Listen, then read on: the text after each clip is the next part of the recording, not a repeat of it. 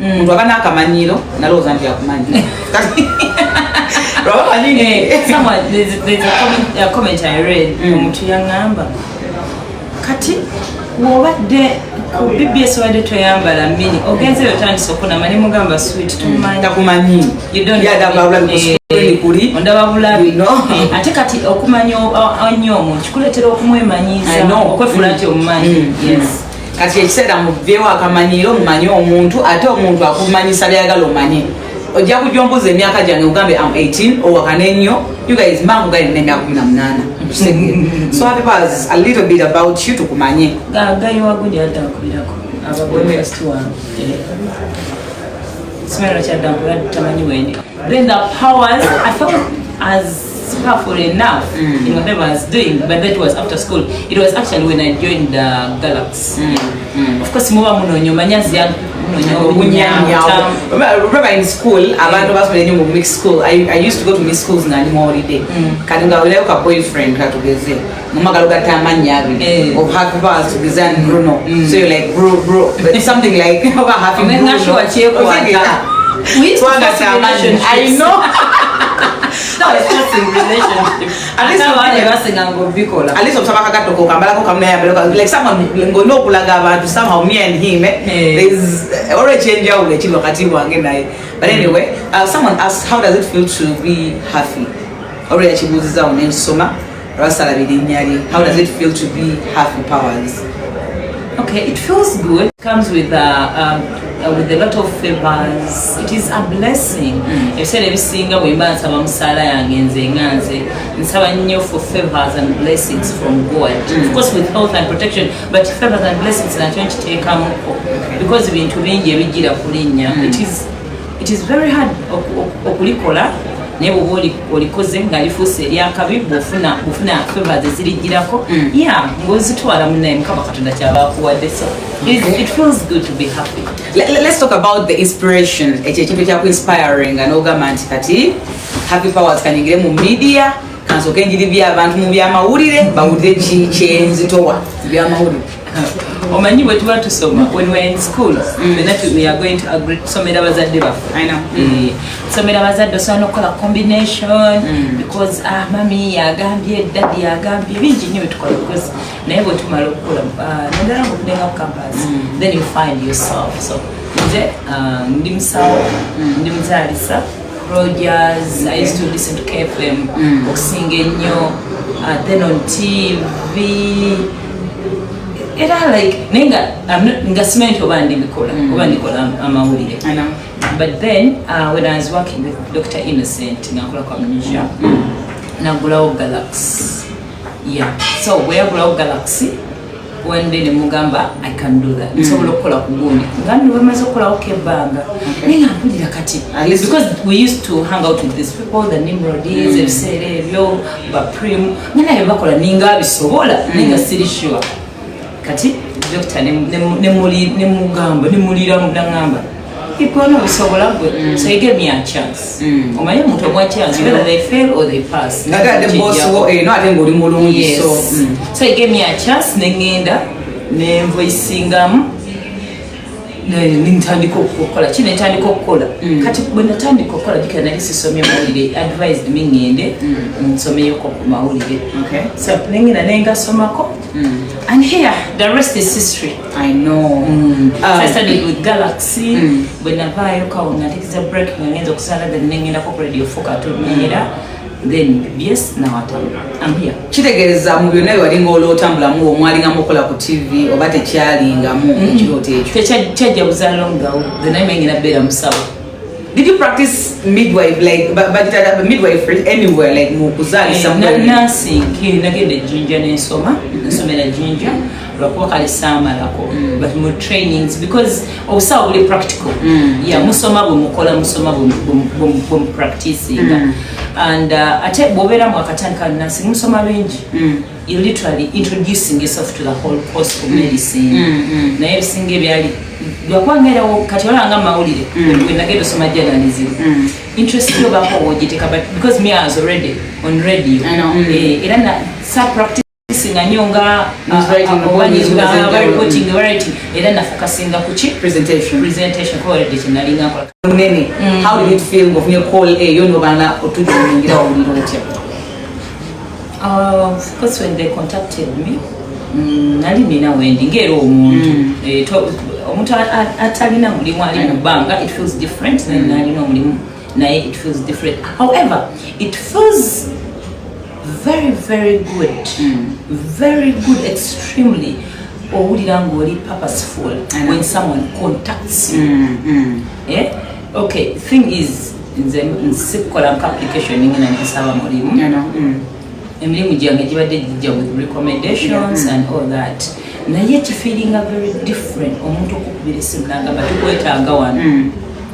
Na kakati that alone na uliranga I went back to my house and looked at myself in the mirror umani kati because you look at yourself back then as a young girl like me the way I've struggled with life back with the same and they need me chokecho na uliranga nawulira bulungi really feel good ate obulya onojja nosingana boss waffe bifana nebiyita naonaga gwaliko sometimes you don't know your value sometimes you really don't know your worth until when it happens actually omuntu akulibanga onagamba nzendi wakabi omani those are the people who overestimate or they overvalue themselves kale se kibi okwekiririzamu oba okweyita ow'ekitalo naye bw'osukka kikola osobola otomera but that day I felt like I was walking on eggshells. No, I can't walk on it. Actually, after meeting King, so like messages about to say maybe King was okay. I met the boss and Ngandoza become out. But after then, about to have messages now and to the class of people. People from my bank, I know, they sent me messages. I have people who I worked with MTN Momo. They sent me messages and talking about big people. They were congratulating me. It felt, I don't know how I can say this to you guys. I sat back and feeling in today, but again I'm so excited. I know. I'm like, okay. All along, so I'm a big deal. I didn't know. So I didn't know as well. So I realized that's a big deal. But yeah, you're not mukaba katonda yasalawo. Obusimu buno bwe tufuna bunene okuva ku next media abantu abanene nga batuscoopinga yeeyo twagala okagabeko like kali kati oboolya bwesimu yevuga enamba wali ogimanyi namba wali togimanyi I mean ogikutte owulidde nebweki kati akasimwako the reaction after receiving that phone call. It's okay number nali sijimanyi atenze obakyogera ne mukamange yali anzijja gye nali nemuwamu hard time because bwobanga gyoli kwane gye nali I want things were okay. Things were moving. It wasn't a bad working environment. No, bambunya nonya anko nako. I know. Is it okay? It wasn't like that.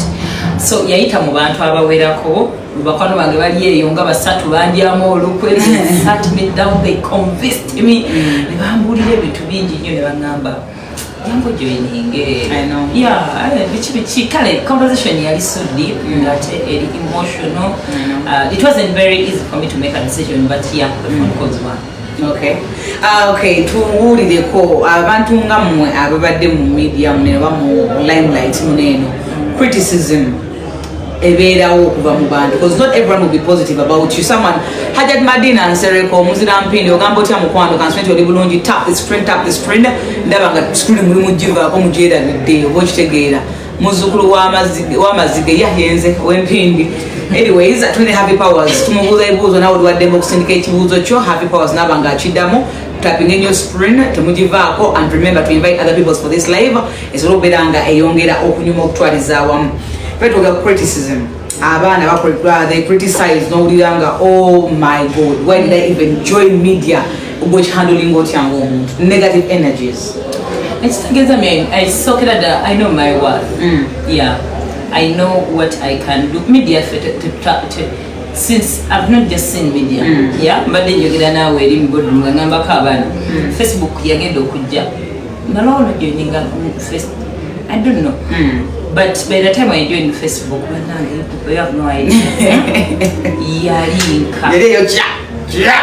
The same people buy on Banga Kumunj for Facebook. When Balaba and TikTok on Amazon, these people get tired. I know. Junior and younger Facebook to Sana get I know. Kati Facebook netu kanegalawo nga all we do is put our posts and pictures and more at Snapchat media. Oh my god, kati ziri entalo zisira nko bantu bayomba year in year out nga bantu bayombera ku Snapchat. Kati nganda babantu bevuma ne bucha ne busiba ne bevuma kati TikTok egenda okujja niba nani ndabona mwana ebizo kyabuzanga otugenda okwemera Zainabu muddemu Haffy naye Haffy right okulagana Nabatanzi tujja kujja katsoke tumale bino kale anyway tuvuddeeyo katsoke tumalirize bino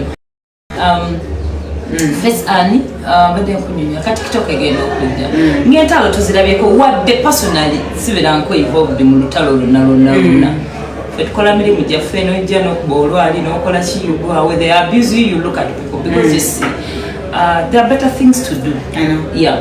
By the way, I'm not calling now. They are colleagues. They're not friends. They're not family. Yeah, get that right. So if you see me go musicals, tonda bana yenyo. It's not meant. We are not meant to be friends. I know. We are here to work, bag man and go. I know. And you don't have to be friends with everyone. Bananga now with Jody, you now with Jacobs have your back for blame like you can't be friends with everyone. I think you can't be enemies with everyone. Can't you see into the neighbors or omuntu nga sikuwadde ensonga lwaki njagala oba nkyawa ku mutima lwaki gogogi so gwe njagala bibyo nkwagala ebyange toyingira mbyabalala bannange anyway someone always yagala ndi Haffy kituufu are you married oba yabadde mukazi nati manyi musajja yes I am honey I'm an adult I do but I'm above 18 anyways tukyogera ne Haffy Powers we really need to know twabagaye mugenda kwawula okumanya n'akamanyiro tukena banga Haffy tumumanyi naye nga tulina akamanyiro gyali n'olwekyo owedde ekibuuzo twabagambe twetaaga ba haters otherwise you will pull out the beasts in us ekyo tukibagambirawo okay tukola bangi wano ku next media ba celebrities bangi wano tandika okugala ba celebrities tuna makona brand of Uganda brand of Uganda tulina bantu bangi ni waneno ku next media ba celebrities question is how are you planning to stand out omuntu agenda nti Haffy yes I never celebrity Sandra Lian imikanis makona bani neye Haffy are standing out mu mbeera bweti how are you planning to stand out? I've always stood out it's not see it's not about magic it's what I do and it's not a competition okay honestly speaking it is competition I have to be better than the other person but how do you stand out as a person? I'm pretty she's my neighbor personally how do I plan to stand out is to do better, to do my work. So I focus on my business. I make sure my business is better than Imi's business. Yes. Someone is asking, do you have freedom on next media like you had on the other side you left, BBS? Yeah, BBS. Oh no. Yeah. Bamwita Nakalima 385. Nakalima 385. Wali okola ku BBS, omanyi freedom ya BBS. Because halinga yogera ku kintu kyamanyi nti eri engeri yalinga atuwa freedom ate wano. I know.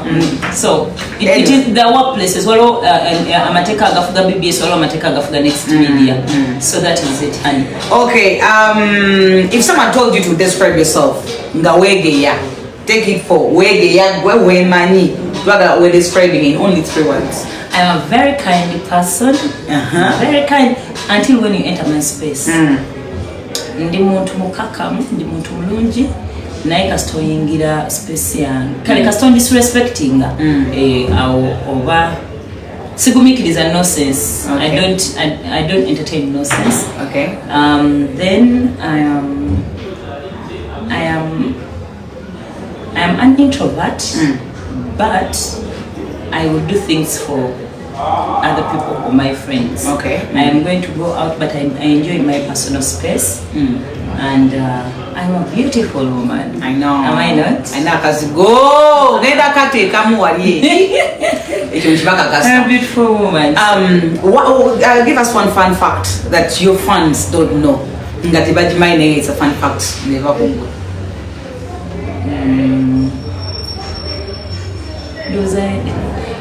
I think my fun fact is that people don't know that I'm an introvert. Oh, right. I keep in my space. Like when single like you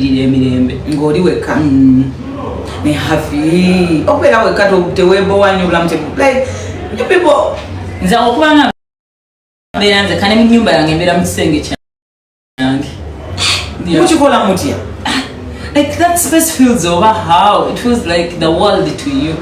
Yeah. Give us a message for your fans. Or what team do you support in Premier League? In English Premier League? I want you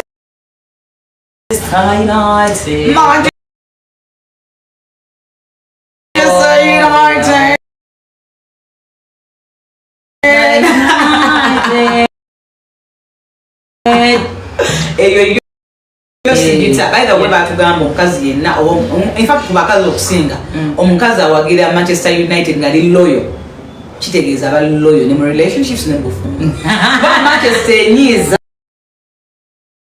Manchester ngabya salanga banayinjaga. No salanga ekuli ku mutima. So Manchester United, I am also a fan of Manchester United. Ask it for your fans. Just keep supporting us. Actually, you're our clients. So you are fans, you're our clients. Oh my gosh! Happy. But why is that?